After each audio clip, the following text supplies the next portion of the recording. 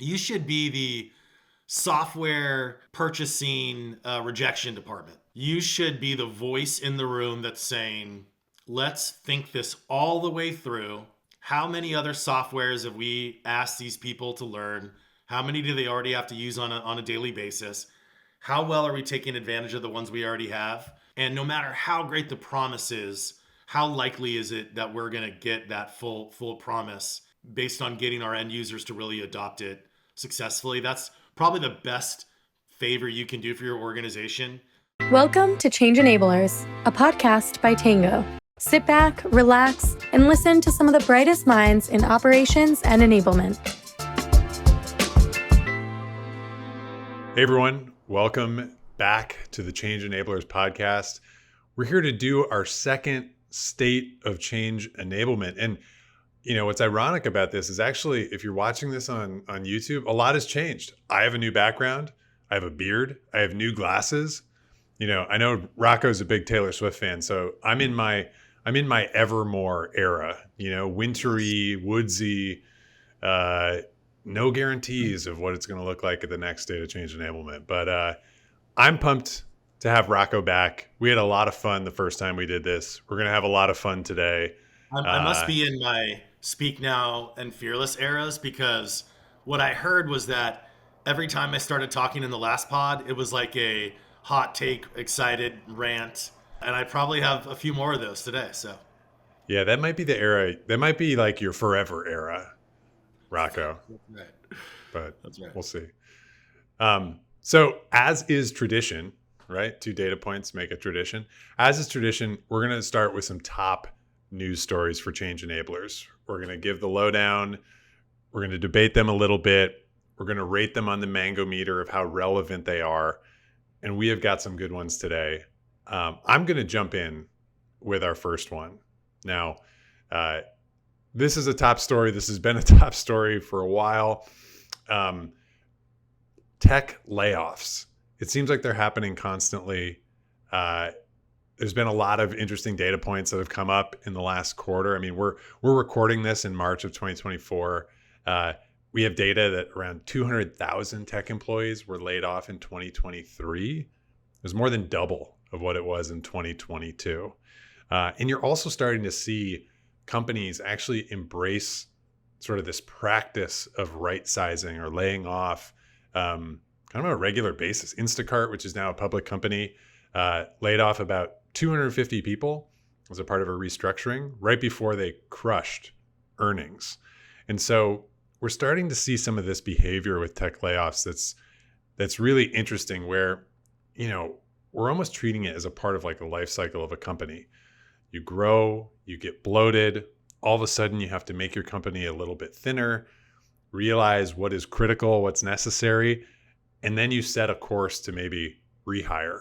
In fact, Salesforce, which undertook a lot of layoffs last year, committed to hiring 3,300 people in 2024. And so that obviously has a lot of people up in arms. Oh, you laid people off. Oh, you laid me off. Now you're going to hire more. You're going to backfill some of those roles. But I think what it is you're seeing this ebb and flow of companies where they're right sizing, they're understanding what's critical, they're being a little bit more methodical. And I think this is super relevant for change enablers. You have to think about that life cycle and what that means for what you're trying to enact in your company. I know Rocco's got a lot of thoughts on this. So I hope we're not normalizing this behavior. We ran companies for, I don't know, hundreds of years without normalizing layoffs as part of just our profitability and growth cycle. That's the first thing I have to say. I think there's people make mistakes, even CEOs and company founders make mistakes. So that happens. But I hope that's not becoming a part of the playbook. And I personally wouldn't be excited to work for a company that intentionally made that part of the playbook because of the consequences it has on human beings.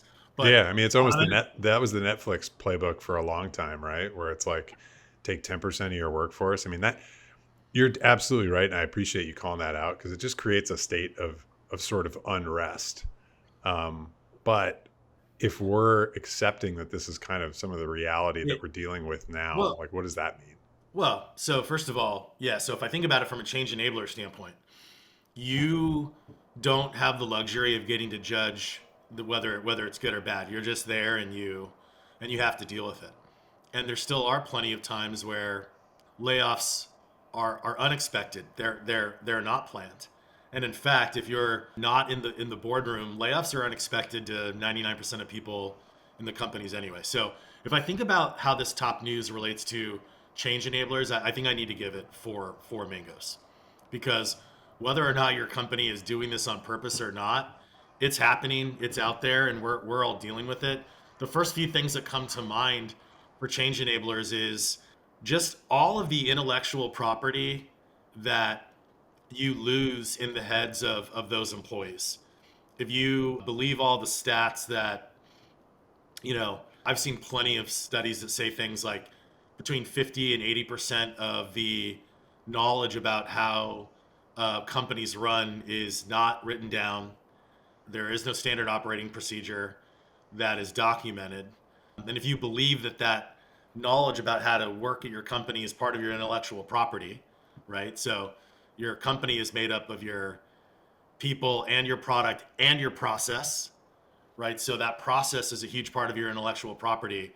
Then just so much of that goes out the door unexpectedly. And as a change enabler, your job normally is to like keep the ship running. You then also have to try to train all the new people that might come later to backfill those people that left. And so that's the first thing that comes in mind for change enablers is, are you prepared, whether you know the layoffs are coming or not? Are you prepared to protect that intellectual property? I love the saying, stay ready ain't got to get ready, right? So your plan can be, have a plan to rush when the layoffs are announced and figure out how to incentivize all those employees to write down everything they know right before they leave. Or maybe you have a little bit more of a scalable plan where you're constantly somehow capturing the knowledge out of those people's heads. I like that saying. It sort of relates to actually why I'm going to give this 4.6 mangoes. So Whoa. yeah, that's a lot. I That's a didn't know lot. we could do like tenths, Ken. Oh, I will take it to an extra sig fig every time. So next time if you come in at tenths, I'm going to hundredths. But I think there's some of that, which is, I think we've called it in the past, like hit by the bus documentation, where it's like, if all this knowledge goes out the door, how do you make sure it's still there for the company? Shout out to Nick. Nick, who Yep. coined hit by the bus documentation. We see you, Nick. Yes. It's like part of our internal vocabulary now. But the other thing that I think change enablers can play a role in, and why this is relevant, I was listening to another podcast. That's what us podcasters do. We just listen to each other's podcasts. But I was listening to Lenny's newsletter podcast, which was great. He had Marty Kagan on, who's a legendary product leader. He was talking a lot about these layoffs, and he was basically saying, oh, the product function got really bloated. We are hiring all these sort of ancillary functions to complement product management. I can't believe they hired all these ridiculous roles. Like, that's why there's layoffs. And, it's a little bit sensational, but he goes further in the episode to talk about the fact that what ended up happening with all these new functions is that they tended to demonstrate output behavior and not outcomes behavior. And what that meant was, the success criteria for those new functions was, I did all these things. Check, check, check, check. I did all these things, instead of focusing on direct results. And so, my extra 6/10 of a mango is going to those change enablers who are not only thinking about, how do I get ahead of this thing in the future, but who are also checking the day-to-day and saying, are we embodying outcomes-based behavior? Are we talking about real results for our business and for our customers? Or are we just checking the box on a bunch of things that we did? And so I think that's a way to make sure that you're continuing to deliver value as a business, such that that conversation never comes up where it's like, well, could we right size? Could we do layoffs? Like, continue to drive value within your company. By the way, that's the last level for an elite change enabler. Is there's a lot of times that your job as a change enabler is to help people, whether it's get up and running in their job, adopt new software, deal with change. And we measure, unfortunately, I meet too many change enablers who measure the success of that by anecdotes, and they have a tough time tying those anecdotes back to actual business outcomes. So it's very activity based and very not measurable and not based on outcomes that we drive for the business. So that when you've reached the peak of your powers as a change enabler, you not only figure out how to help guide people through those change, but you can connect the dots more clearly with the actual outcome that you enable to happen. 100%. I love that. That's the highest part of the hierarchy of Maslow's needs for change enablers. All right. Second story we have here. We're going to put that one to rest. Rocco gave it 4. I gave it 4.6. We'll call it a blended 4.3. But we've got another story, more metrics, more numbers we're going to talk about. These are a little bit more real than the mango meter. But there is a report that we love that comes out every year. We have probably cited this report since the beginning of time at Tango. But it's the Okta Businesses at Work report. And it's an in-depth look at how many applications are companies using at various sizes? What are those applications that are growing quickly? What are the expectations? What are the niche problems that businesses are trying to solve with these applications? It's fascinating. This year, as has been the trend over the last couple of years, large businesses, companies with 2,000 or more employees, continue to deploy the most apps. They grew 10% year over year. Last year, they were at 211 apps to run their business. This year, they're at 231. And that level of change was relatively consistent across company sizes, but that 231 apps number is just absolutely mind-boggling. Insane. It's insane. I don't even know. I mean, I think I could probably name 231, but it would take me a while. Startups grew 15% year on year. Sort of mid-size SMB businesses were a little bit smaller, but still using 72 apps to run their business. And so there's a lot here to deconstruct. As unbelievable as that sounds, our company has less than 100 employees, and we have 60 or 80 apps. So, like, it's easy for me to believe that if you have 2,000 employees, that you can have a couple hundred. Yeah. So, I mean, Rocco, before I give my mango meter, because there's actually a second part to this story too, but before I give my mango meter, like, you're not surprised, you believe it, but what do you think is driving some of that change every single year? Zero mangoes on my level of surprise. I give this 5 mangoes for change enablers, and I'll tell you why. And I have some guesses of why this is happening. We are being offered more and more promises by software vendors that can increase our productivity. And some of these tools make magical promises. And now AI is coming into the mix. So now we have just an unprecedented amount of new software being built faster that can do amazing things that 15 years ago would have been completely unthinkable. And we need to compete. We need to go faster. So these tools have a really compelling value proposition. Unfortunately, what happens is, and unless you're one of the change enablers within the organization, you might not have an eye on this, but we actually, Forrester put out this really interesting research report at the end of last year that showed specifically for sales teams, but I think this applies to everybody. You actually get a pretty significant dip in productivity every time you roll out a new tool. So that productivity tool that's supposed to streamline operations and make you go faster and help you build faster, sell faster, make customers happier. You take a hit on productivity, and sometimes you never recover, right? Sometimes you do, but sometimes you don't. And why is that? Because we massively underestimate as organizations, right? Maybe not you listening, but stakeholders that sign off on these softwares massively underestimate the amount of change management and end user training that needs to happen in order to get adoption. And so we get excited about the promise and the value of these potential softwares, but we probably roll them out too fast.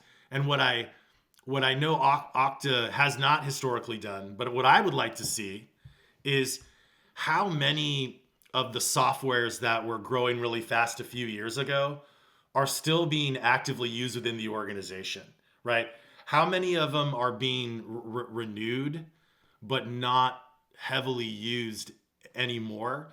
Unfortunately, I think a big percentage of those 230 apps, if you're at one of those 2,000 person companies, is shelfware, or at a minimum, you're not getting anywhere near the value you thought you would get or that you were promised when you went through your ROI.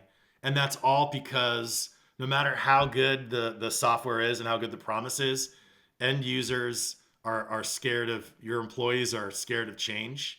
And that has everything to do with whether or not, they can get any value out of all these tools you're implementing. Yeah, I think it actually reminds me of a tweet. It's an amazing tweet. At this point, it's a couple of years old, but I'll just read it out loud. Working at any office is like, now in quotes, okay, we're transitioning to Salaria, but payroll is still in Bullfrog. Did you see my Noodle Base post yet? Submit your time card on Fireplace and then whiz me on SmackDog. Do not upload to Crackers without Yammer approval. Like, that is the modern enterprise. And, just saying that I know those are all fake pieces of software, but saying that out loud, that's really daunting for a new hire, or just if you're bringing somebody new into the mix with tools that you're rolling out. Like, I'm not surprised by that productivity dip. It's daunting for me. What do you do if you're a change enabler? First thing is, as the IT operations, L&D, digital transformation, training enablement person, I hope you're getting brought in at some point before the purchase is finalized. And usually you're there to make it work. What you should be first and foremost, especially if you have any influence, you should be the software purchasing rejection department. You should be the voice in the room that's saying, let's think this all the way through. How many other softwares have we asked these people to learn? How many do they already have to use on a daily basis? How well are we taking advantage of the ones we already have? And no matter how great the promise is, how likely is it that we're going to get that full promise based on getting our end users to really adopt it successfully? That's probably the best favor you can do for your organization, is point out all the reasons why you don't need it or should wait. When you look at some of the tools that are the fastest growing, 1Password is on there. We're going to talk about 1Password later. I have a little bone to pick with 1Password. A lot of people here at Tango love it. I have a bone to pick. That's going to come up, I think, later in the pod. But if you look at HubSpot, one of the fastest growing, Figma, one of the fastest growing, GitHub, Monday, these are among the 10 fastest growing apps according to this Okta report. These are tools that are in some ways easy to use because so much thought has been put into the user experience, and yet they are workflow tools, which means they are endlessly customizable, and the workflows in there are as good as how you adapt HubSpot, GitHub, Monday to fit your business processes. And so no matter how nice the UI is, workflow tools are extremely when they're extremely customizable, they can be extremely complicated to use, because not because of the tools, because your business processes that you put in there are extremely complicated. And so that is again something that we don't think about enough ahead of time when we roll some of these tools out. Yeah, the word of caution there is almost like, similar to your advice earlier, but it's be wary of, the sleek user interfaces. Those are going to help to a point, but if it's a workflow based tool and a lot of the value gets unlocked via personalization and customization, you better have a plan in place, because otherwise that can get really unwieldy really quickly. Yeah, like one example that comes to mind is one of Monday's competitors in the project management space is Jira, and Jira historically has had sometimes people go on the internet and complain about Jira, and the question I always asked was it Atlassian and Jira's fault, or was it the way you set up Jira to be incredibly complicated? And that applies to all of these workflow tools, many of which appear in Okta's report. I actually call this this is the Chipotle dilemma. Huh. You go to Chipotle or Subway, you construct this concoction based on all the options that you have available. And if it tastes like crap, you actually blame yourself, or at least I do. I shouldn't have gone with that combo. If the guy at the end can't roll your burrito into the foil, is that his fault, or did you ask for extra veggies too many times? Yeah, or did you go with the half chicken, half steak, thinking that you were outsmarting you're outsmarting them, but now you've got a broken burrito. So I think that's the perfect analogy. I think this story is absolutely 5 mangoes. And I almost couple it with another stat, and I'm going to try to make the tie here, but another stat that I saw from SaaStr. So SaaStr, many people know SaaStr through the conference, maybe through Jason Lemkin. Great content marketing over at SaaStr. They have a ton of followers. They're able to pull their followers and pull some interesting data into the fold. And at the beginning of the year, which is only a couple months behind us, they basically asked, do you feel more burnt out at work than last year? And 66% of folks said either yes, I am more burnt out, or I'm about the same. So that means that only 34% of people are got that sort of rest recharge heading into 2024. I think that makes this app overload piece and this end user adoption piece even more critical, because you as a change enabler need to be thinking about who your end user is. If you're saying, I'm going to get one of these amazing, sleek UI tools with a ton of customization, deploy it out to my organization. If you want to accept another reality, which is that 2/3 of your team is probably burnt out, they don't have a ton of tolerance for training and enablement. You have to do, something that we talk about a lot, Rocco, is like give people minimum viable context so that they can move forward. And so this burnt out piece, that only emphasizes that this is a 5 mango story if you put those together. That's interesting. Yeah, the SaaStr survey almost feels like not obvious news to me, because I don't know that I would, as a change enabler, I would immediately make the connection from burnt out employees to myself. But I think you're spot on. There's a lot of the things that can frustrate us on a day-to-day basis are related to change that we don't want or don't understand, systems not working for us, work being complex. There's plenty of other reasons why you could be burnt out as well, related to culture or leadership. But that's an interesting connection that I think is right on.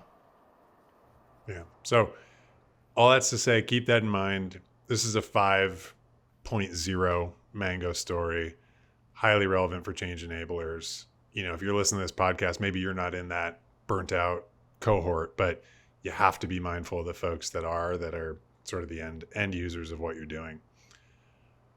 I think that's a good transition, Rocco, to go into not so obvious news. So we did our top stories. I think during this State of Change Enablement, we'll do kind of quick, not obvious news. We've got a great follow We've also got a great quote of the day. So our follow is actually Jeff Ignacio. So Jeff is the head of go-to-market operations at Regrow Ag, founder of RevOps Impact. People listening might already know of Jeff. He puts a lot of great content out there. He helps people think about, how to maximize some of their systems and processes. In fact, just yesterday, he had a post and talking about something Rocco and I talked about, which is, pipeline integrity, pipeline data integrity, and how you drive that within your teams. Everyone's obsessed with this, Rocco. I think they listened to your episode and were like, "Oh man, I gotta think about this too." Yeah, I have news for you if you missed it last time. You're trying to automate everything away to fix your pipeline integrity. Stop that. Stop that. That's not the way to solve it. Eventually, human beings need to type things into your CRM, and that is where all the reports come from. If you don't fix those human beings, pipeline integrity, this is a big thumbs down for those of you listening, not watching. So yeah, hopefully Jeff agrees with you. Hopefully Jeff has some advice for how to solve the humans. Yeah, solve the humans. Maybe that should be the new name of this podcast. Solve the humans.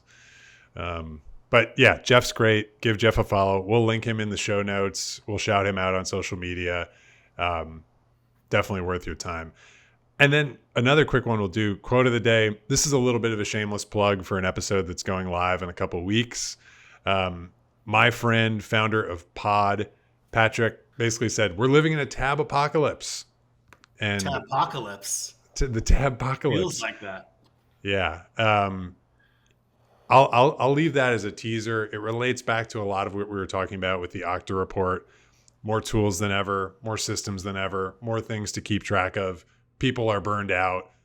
People want simple, straightforward ways to conduct their jobs so that they can actually leverage their unique skills and not be stuck in the tab apocalypse. So listen to Patrick, who's going to join us in a couple weeks. That's going to go live. Speaking of tab apocalypse, our producer Danielle told me to close all of my tabs before we started this. I still have 11 tabs open, and that's after I closed a bunch. But there's some that if I close, I don't know how to get them back in. So I still have 11 tabs open.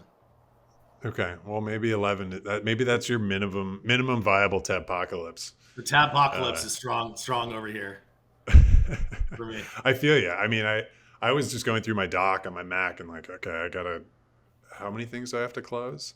I was just force quitting.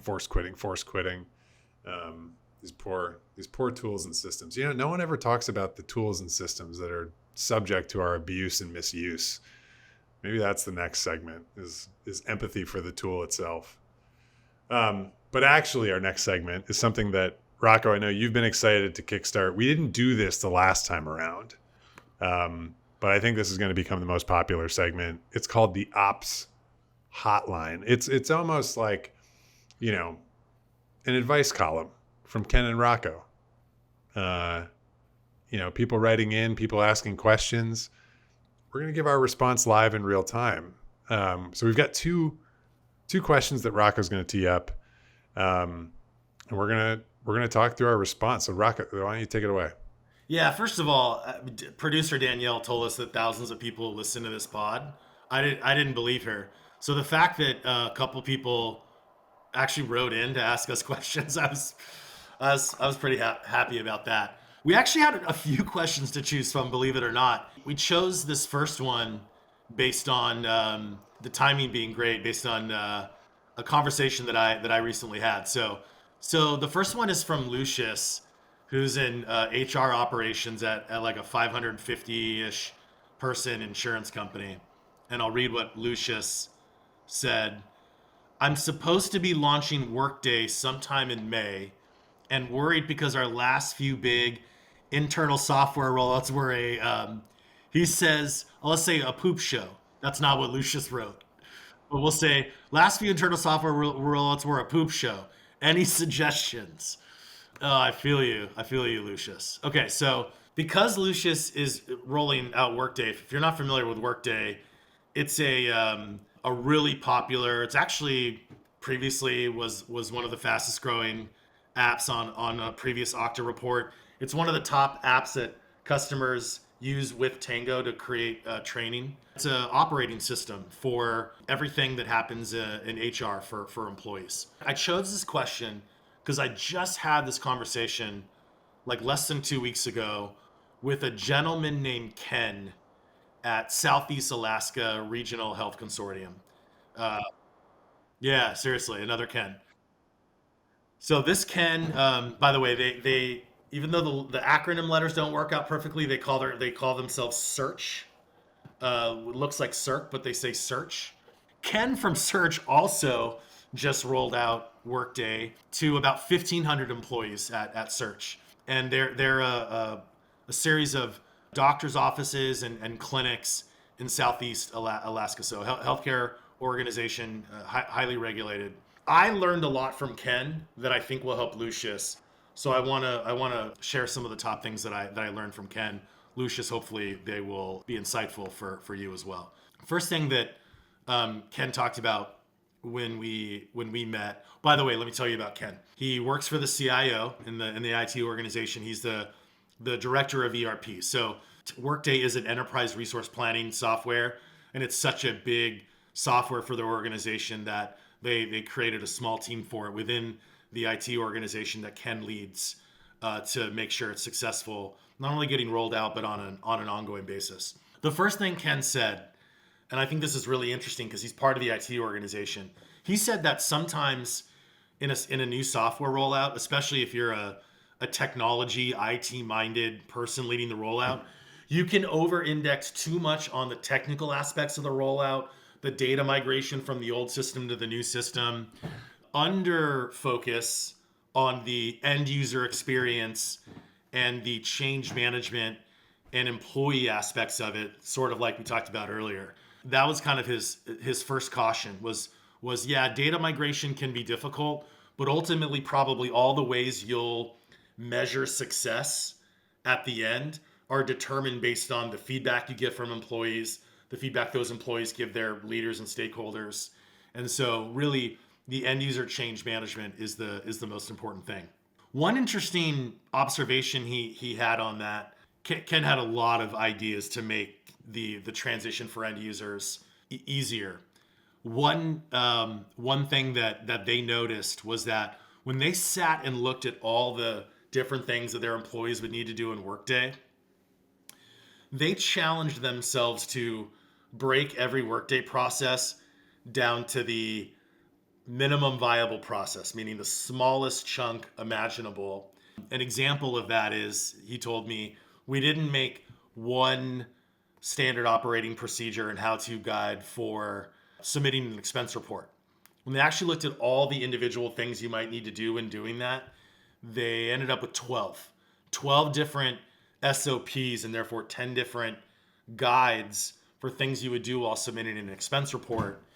The rationale behind that minimum viable process is that people don't want to fill their head with a bunch of process knowledge that they may not need, right? And so he believes that for the best end user experience, you need to break the processes down as small as you possibly can, and then therefore the training that you end up making associated with those processes is also very specific. So when you're going to learn how to do something, you get just the exact amount of knowledge that you need at that moment. I think that's pretty interesting. They ended up, how many processes do you think, individual processes, Ken, do you think they had for their Workday instance? It's a 1,500 employee company. I mean, Workday covers so much surface area. I mean, let's say 100, right? Can't be more than 100. Yeah, Is it that's 100? what I initially thought dozens, and I was surprised, I guess impressed to find out that they identified over 400, almost 500 individual processes that needed to be documented that people might need to do.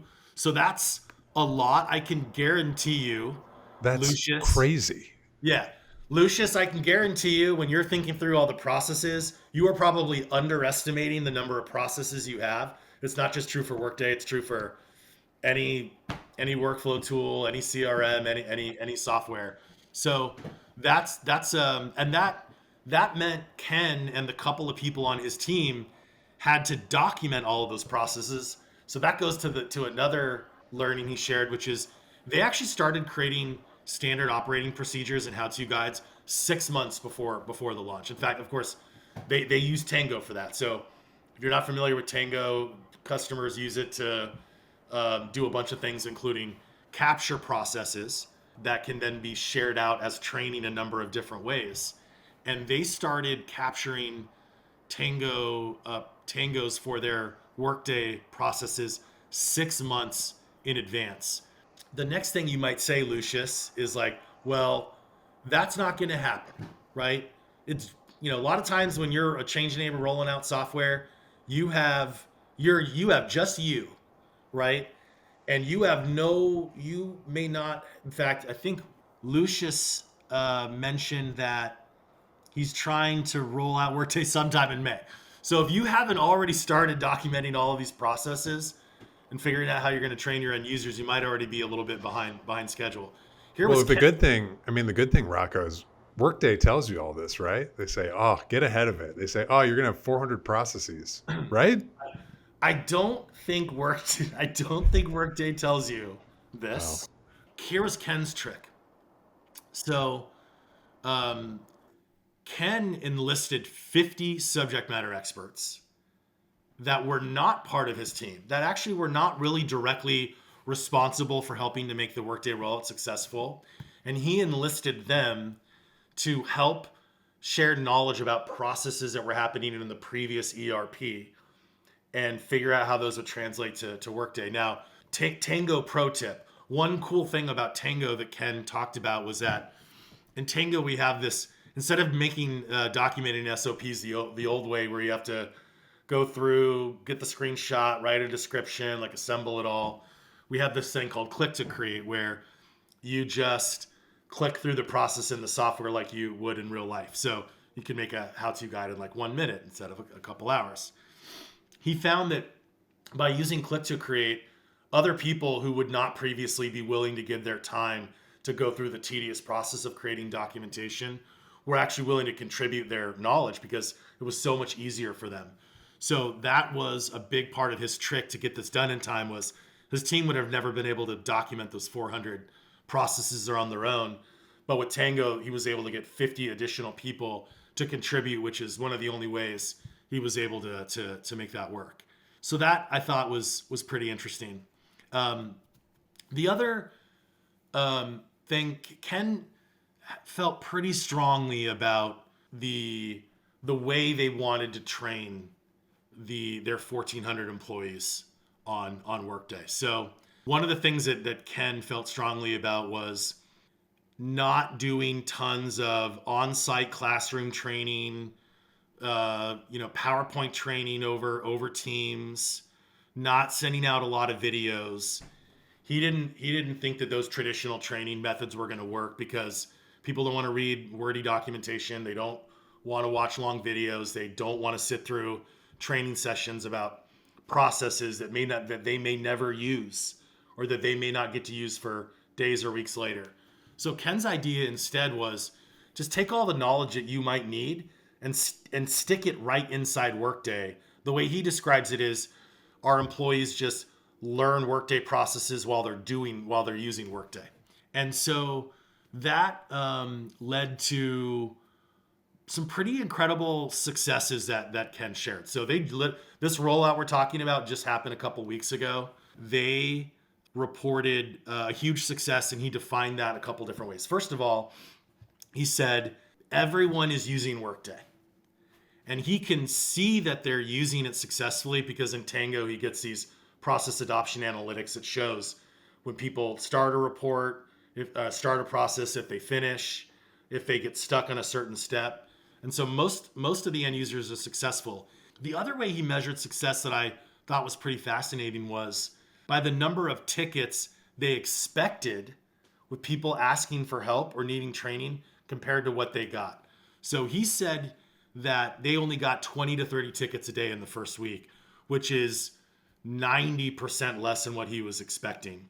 So, and he attributed to that to the fact that people were able to self-service because all the content they needed was there. It was right in Workday where they needed it. And I thought that was pretty fascinating way to measure the success. Yeah, that's great. I mean, Lucius, there you go. Find Ken. Yeah. Talk to him. So don't underestimate the number of processes that you need. Enlist people from your organization to help you. Maybe you can use Tango to make it easier for them if they normally wouldn't make documentation. Consider whether or not your employees really need to memorize 400 Workday processes and if they're willing to pay attention in the training sessions or watch the videos, or if maybe you can just stick the knowledge in Workday for them. Think about the impact it's going to have on your help desk, and then think about how you're going to show the impact. Remember earlier in the pod we talked about when you get to that final level where you're at the peak of your powers on your Workday rollout, there's a few ways that you might be able to communicate to your boss and your stakeholders whether the rollout's working or not. The worst way, which is the way that a lot of us do, is just anecdotes. We set up a Slack or a Teams channel and we say, hey, I'm not getting any questions or complaints, so I think everything is going fine. Or maybe we say, hey, the Google Doc I sent out telling people how to do things in Workday, it got a lot of hits. So that must mean people are doing things. A little better way of doing it is like, hey, I can see people are logging into Workday. The problem with that is that doesn't mean they're following your processes you laid out in the ideal way. So what's the best way to show your impact and to show that Workday is working and that your training is working is if you can say, hey, people are actually completing the processes with the exact steps that we laid out. So there you go, Lucius. Good luck with your project. Hey Rocco, I've got another question. If I can pull it out of the bag here, it comes from Sheila. I think you saw this one. Shayla. Okay, Shayla. Okay, so we have a question from Shayla. Shayla is a sales director, 275 person software company. She asked us, I've got 10 new sales reps starting over the next few weeks. I'm under pressure to get them closing as fast as possible. Insert any sales director here. I read your Stop Training Sales Reps on Software blog. Great blog, by the way.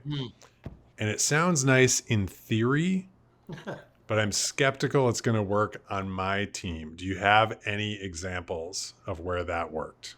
Yes, I love this. Shayla, thanks for calling me out and challenging me. So I was a director of sales a long time ago in a past life. So I know I feel you, Shayla. This is a major problem. First of all, things are probably sounds like things are going well for your company if you've hired a bunch of sales reps. For those that missed the Stop Training Your Sales Team on Software blog, here's what it says. You need to get those reps selling as fast as possible. Just the difference of getting your average rep to close their first deal in their second month compared to the third month could be the difference between those reps getting fired or staying on at your company and flourishing. Could be the difference of you hitting your plan for the year. It makes a massive difference in profitability. What a lot of people may not know is reps get paid their full commission in their first few months at your company, whether they're selling anything or not. So if it takes you a long time to get reps up and running, you're paying them out a lot of money for no results. So if you can get them closing in the second month versus the third month, it makes a huge difference. And what the blog says is there's so much you need to teach them about your product, your customers, your story, your features, how to demo. There's also so much you may need to teach them about how to sell, right? How to handle objections, how to create urgency, how to close. So much there that is really core to their ability to do a great job for you. Unfortunately, what you actually end up spending a ton of your time on in the beginning is teaching them how to add a lead in Salesforce, how to convert a lead in Salesforce to an opportunity, how to fill out all the fields correctly. So when you try to convert the opportunity to the next phase, you don't get an error message. How to fill out all the fields so that those pipeline and forecasting reports that your boss pulls every month actually have accurate data that you can make decisions on. How to set up a sequence in outreach so you can email your prospect with a nurture sequence after you have your first conversation. Really, those software processes are the gateway to all that real work and that real knowledge that your rep needs to build up to become a really successful rep. And it dominates the initial time that you spend with them in those first couple months. And so we say, don't train your reps on software at all. In fact, don't ask your reps to memorize any of those procedures. Do what Kenneth searched it. His story is not specific to sales reps, so do what Kenneth searched it. Take all the knowledge in your HubSpot CRM or Salesforce or whatever you're using, embed it, let your reps learn how to use the CRM while they're using the CRM. And that way you can spend all your time teaching them how to sell. It is a pretty crazy idea, Shayla. So I get that. I'll share a story from a customer that I met recently. Tom at a company called SCW is both a sales manager at his company, and he's also responsible for sales enablement for the entire team. So he manages some of the reps, but also is responsible for enablement for all of their reps. And he really bought into the idea that we don't train our sales reps on software. So he shared a story with me. He had about 5 new sales reps starting a few weeks ago. He took the time to use Tango to document all of their HubSpot CRM processes. He built them right into HubSpot using the Tango guidance feature. And he said it's changed everything about the first couple of weeks for these sales reps. So first of all, he talked about the emotional difference that it has. Your reps would rather talk about selling and customers and product features and not software, right? He also said that emotionally it's different for him. When you sit there and try to walk a sales rep through how to create a lead in HubSpot, and they don't have a lead that they actually need to create at that moment in HubSpot, the way he described it is he got a lot of blank stares. So now what he does instead is he lets the reps with Tango guidance just go through creating leads in HubSpot on their own time. And he uses a phrase that stuck with me called haptic feedback. So he gets haptic feedback in 2 ways. Number one, Tango just lets him know when the new reps successfully go through the process. So he gets that type of feedback. He also mentioned that if he does need to sit and watch a rep go through it, they're going through it in real life versus in a document or a training video. So they're learning by doing. Tom said that some of his reps were successfully completing their core HubSpot processes on their first day working there, which is incredible. When I was a sales director, that never happened. No one was using Salesforce on the first day. And he wasn't sure yet, but he was pretty sure. He told me to check back with him, so I need to check back with him. But what he said was he believed this increase in confidence of the reps knowing how to do things and the increased time they were spending on selling versus software would translate to those reps closing deals faster. And that seems like that is what would happen, right? And so Shayla, I know it's kind of like an extreme different view to take on training your sales reps, but give it a try. And hopefully maybe we can have Tom on one of the podcast episodes soon and he can talk about what he's seen after his reps were able to spend a few weeks at their company. Yeah, that's an awesome story. You know, I watched some videos of you and Tom kind of talking about this, Rocco. It's such a powerful mindset shift to think about meeting people in their moment of need. I think we see this time and time again with a lot of our customers, the ones who are fully ready to embrace Tango and alleviate this burden of training off of themselves, but also off of their teams. And so I love a lot of what Tom shared.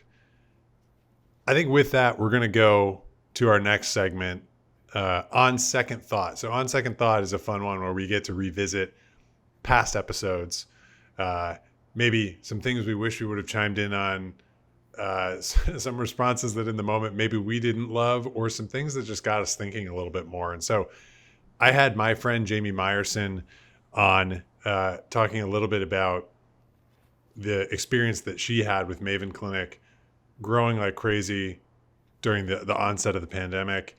How do you, sort of address those moments where things are breaking down?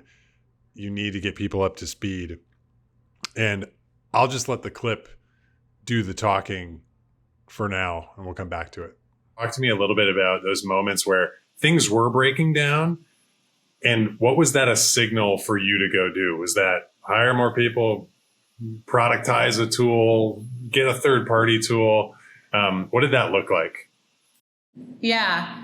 So I can certainly think of examples with very manual processes that were breaking down. I think the ideal, honestly, is to spot when they might break down, or spot when more of a centralized structure makes sense, where I could move, for example, our provider recruitment team to our core Maven recruitment team so they can take advantage of shared tooling, shared resources, skill set, growth opportunities. But perhaps to answer your first question with a somewhat similar example, I would say something that I quickly learned it was either my first or second year, was the need for a formal training or formal knowledge management platform for our providers. I think early days, we were lucky to work with great clinicians where we could develop really strong training, but they were still delivered either through video sessions or asynchronously on PDFs, built-in PowerPoint files, and that wasn't necessarily the most scalable or effective way, honestly, to do so. So I did contract with a tool that essentially would serve as our repository of all our trainings, where you could also build in knowledge checks and quizzes, where you could clearly see reporting on what providers had completed it, which hadn't, do outreach based on that. So, reflecting again on Jamie's answer, she sort of gravitated towards an LMS as the way to solve kind of their newly pronounced training need. And what I missed an opportunity to do was share a little bit of Tango's point of view on where an LMS should be applied and where it shouldn't be applied. And so in this specific situation, Jamie and Maven had been onboarding tons and tons and tons of providers to help meet this sort of virtual care need that had come about as a result of the pandemic. They relied on an LMS. And so when I say LMS, learning management system, I mean things like Lessonly, things like Adobe Captivate. They were using that to get everybody up to speed on their policies, on how to conduct sort of virtual care meetings. I don't think it's great for that. I mean, what an LMS can be good for is maybe improving your soft skills, maybe reskilling, revisiting something you used to know before, testing for competency. LMS. Ahead, for people who don't have an LMS delivers content primarily two ways. They deliver it as a video, hopefully short video, although sometimes short can mean 10 or 20 minute long video. So you can decide if you think that's short. And they deliver it as slides. And then what's great about the LMS is the employee watches the video or goes through the slides, and then usually it's course-based. So you can answer a little set of questions at the end to make sure that they remembered what they watched or scrolled through. LMS is a critical tool for a lot of bigger companies. But yeah, as you said, Ken, it's good for background knowledge, skills, right? We think you should have an LMS by all means. But earlier when we were talking about how Tom from SCW and Ken from Search, how they don't like video, they didn't mean they don't like video for transmitting any kind of knowledge. What they meant was that people don't like video for step-by-step procedural knowledge. And that's where a lot of times, if you try to use the LMS and the videos and the slides for step-by-step procedural knowledge, there's a lot of issues with it, right? Number one, people get bored. They don't want to watch a 10-minute video for a process that should take 30 seconds. Number two, you're probably not ready to use the knowledge right now. You're watching the video and taking the test about how to do something in your CRM or in Workday that you may not actually get to do until days, weeks, months later, or never, right? So it's not in the flow of work, right? And so that's where you just have to make sure you use the right tool for the job. Yeah. And, I kind of equate an LMS to, you wouldn't necessarily use slides or a long form video that you just sit and watch to maybe learn, I don't know, like a sports move or a dance or something. Now, you might learn a dance by like watching the video, stopping it, playing it back. But, some of these things that are so, you need to be engaged in the activity. You need to continually reinforce it. You need to have something that you can compare side by side. I don't think that's where an LMS works. And so what I wish we would have done on the episode is engage with Jamie a little bit more about what was that LMS's purpose? What were you trying to do in that moment? Because as she elaborated, it was more to do with some of these workflow based tasks that they needed people to go ahead and complete. And so just be wary of that. LMS can get thrown around a lot. Ken, the same thing happens with knowledge bases. So every day we talk to people who their primary tool that they've been given to help disseminate knowledge in their organization is a knowledge base, right? And again, knowledge bases are absolutely necessary. We use Notion at Tango. We love it. We rely on it. It's really good for reference information, but it not the best for step-by-step procedures, because again, if you're an employee, you need to learn how to do something step-by-step, especially in software. If you go to the knowledge base to find that, what you are probably going to get is a PDF with a ton of stuff in it that you have to read. Maybe you'll find a video. Again, video is not great for the reason we talked about earlier. There is a lot of people don't realize there is another type of training tool that was built specifically for step-by-step software procedures. It's called a digital adoption platform, and that's actually a lot of people would put Tango in that category as Tango being a DAP, a digital adoption platform. And so, yeah, if you're doing reference information that's designed to level up skills, video and slides and courses and tests, great for that. Use the LMS for that. If you have reference information, knowledge base, great for that. But if you're teaching people how to do step-by-step procedural tasks in software, you need a digital adoption platform for that.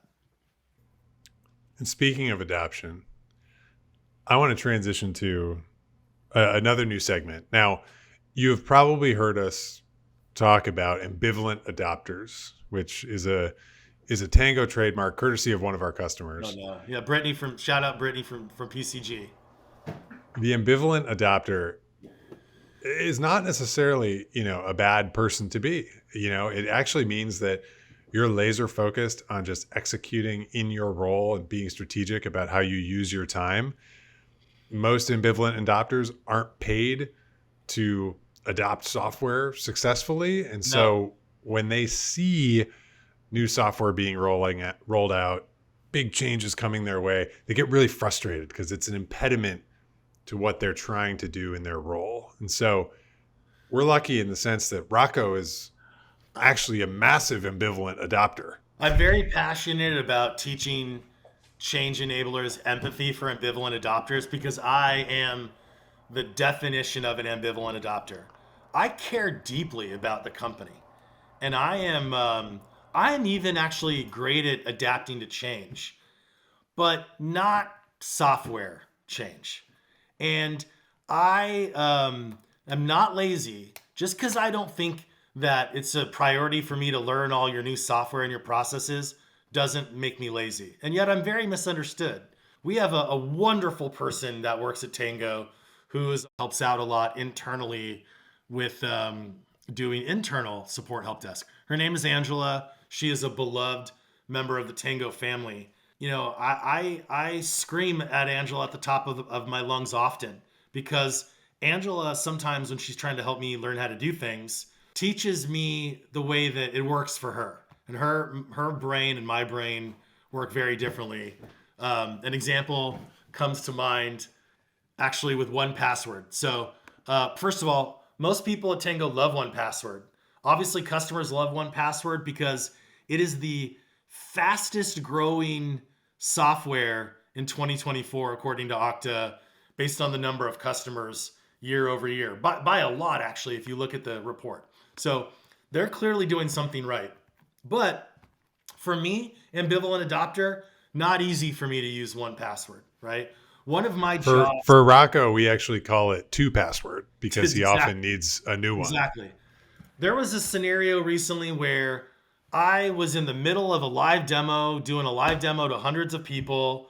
Supposedly 1Password was set up, and it was gonna log me into my demo environment. And what do you think happened, Ken? When I was right in the middle of my demo to hundreds of people, 1Password did not know how to log me in to my demo account, and so that was bad enough, right? Then I got off that webinar slightly embarrassed and asked Angela for help, and she sent me a Tango that was supposedly going to walk me through. First of all, she did not have guidance enabled on that Tango, so shame on you, Angela, for sending me a Tango that did not work in guidance mode. If you don't know the difference, you can send a Tango as a guide that looks a little bit like a PDF. It's a little fancier than that. It's got screenshots and descriptions. Or you can send me a Tango in guidance mode, which means I can click a button and it takes over my screen and literally shows me what to do step by step, as if an expert was sitting over my shoulder telling me what to do. If you're an ambivalent adopter, that's what you need, right? So the Tango that she sent me wasn't in guidance mode. And then, to make it worse, she sent me a Tango for the desktop version of 1Password. When I was logged into the web-based version of 1Password, I didn't know there was a desktop version of 1Password. So all the steps look different to me. And I don't know if you can tell, I'm getting pretty excited reliving this right now, Ken. I have a PTSD from this moment. So I can see it. It led, so I was getting really irritated with Angela. Angela was getting really irritated with me because she didn't understand what was going wrong. And it was all because 1Password to Angela is like the easiest program in the world to use, but not for me. Not for me. And as great as Angela is, she made too many assumptions about what I knew and what my skill level was and my background knowledge about 1Password. And the guide she sent me, I got news for you. I'm not reading your guide. I'm not reading your guide, right? Just make it as easy for me as humanly possible. And I'm spoiled. Most people know when they send me a Tango, I use it in guidance mode. And when it didn't work in guidance mode, that was it. And you know what I did? Here's how the story ends, Ken. How do you think the story ended? You successfully got into 1Password, and every demo was magical. No, I literally I gave up. I swear, I gave up.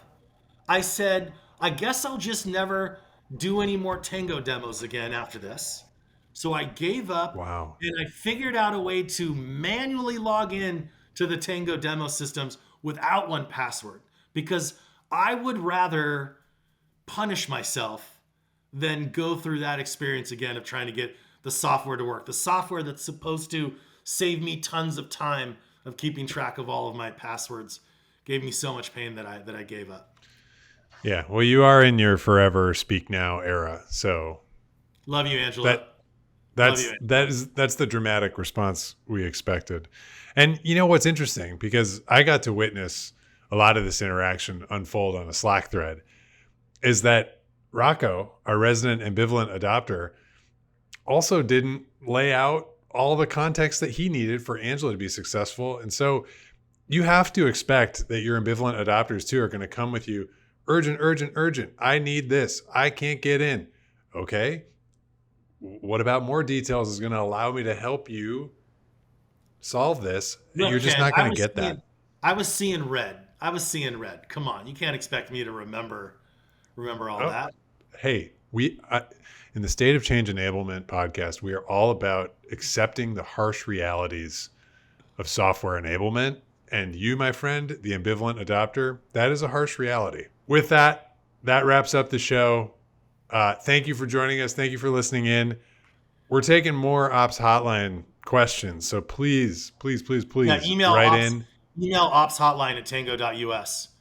And Yes. we'll try to get your question on the show. Can't wait. Rocco, we'll see you in a couple months. Thanks, Ken. It was fun.